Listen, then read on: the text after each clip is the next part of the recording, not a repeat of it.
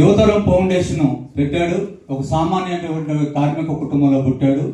మరి ఈ యువతరం ఫౌండేషన్ ఎందుకు పుట్టాడు అని అంటే, కరోనా టైంలో చలించిపోయి ప్రాణాలు బలికొన్నటువంటి వృద్ధులు, మహిళలు, మరి పాఠశాలలందరూ కూడా రైల్వే స్టేషన్లో ఉండి ప్రాణాలు పోతే అది చూడలేక చలించిపోయి అక్కడక్కడ ఇల్లు తిరిగి అడుక్కొని వాళ్ళకి అన్నదానం ఆహ్లాదించినటువంటి నవ యువకుడు చంద్రగిరి శ్రీనివాసరావుకి అభినందనలు తెలియజేసి అప్పట్లో మీరు అందరూ తెలియజేయాలని కోరుకుంటూ, యువతరము కదిలింది, నవతరం శక్తి కదిలింది, యువతరం కదిలింది, నవతరం శక్తి కదిలింది.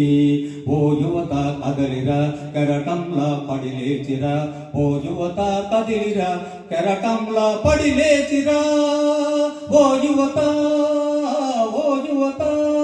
సామాజిక సేవతో పుట్టింది యువతరం, అస్పృశ్యుల బాధలు ఆలపించుకుంటూ అనాథుల వృద్ధులను సేవలందించాలంటూ గుడ్డి వాళ్ళు చేదోడుగా ఉండాలని, చదువుకునే పిల్లలకు పుస్తకాలు ఇవ్వాలని, నిరుపేదవారికి అండగా ఉండాలని సంకల్పంతో పుట్టింది అదే యువతరం, అదే యువతరం.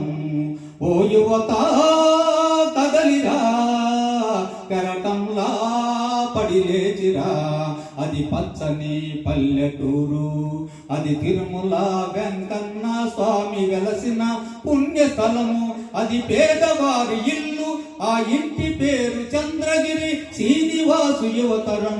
ఓ యువత కదలిరా, కన్నవారి కష్టంతో డిగ్రీలో చదివినాడు, నిరుద్యోగ మిగిలినాడు, కొలువు లేక కడుపు నిండా తిండి లేక కరువుతో అల్లాడుతున్న సమయంలో ఆ కరోనా మహమ్మారికి బలి అయిన ప్రాణాలను చూసి చలించినాడు సీనయ్య.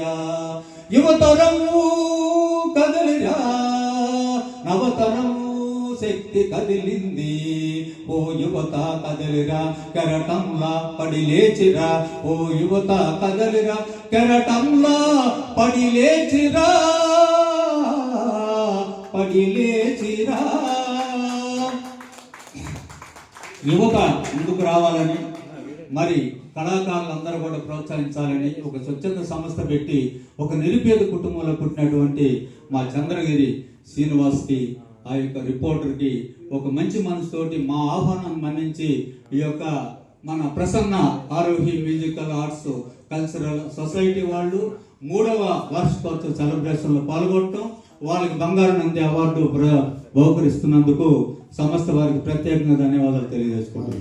యువతరం ఫౌండేషన్ చైర్పర్సన్ శ్రీ చంద్రగిరి శ్రీనివాసులు గారికి Prasanna Aarohi arts and cultural society ఆధ్వర్యంలో ఈరోజు బంగారు నంది అవార్డు 2026 ప్రదానం చేయడం జరుగుతుంది. వారికి అభినందనలు తెలియజేస్తున్నాం.